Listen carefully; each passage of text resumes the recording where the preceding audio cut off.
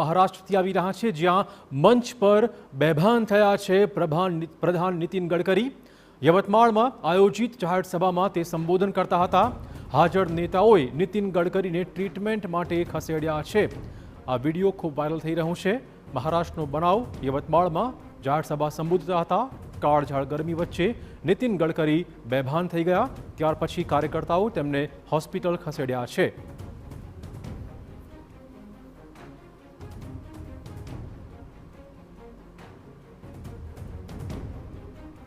તો નીતિન ગડકરી હાલમાં સારવાર હેઠળ ખસેડાયા છે।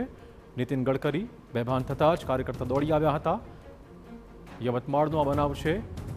કાળઝાળ ગરમી વચ્ચે સ્ટેજ પર જ નીતિન ગડકરી બેભાન બની ગયા।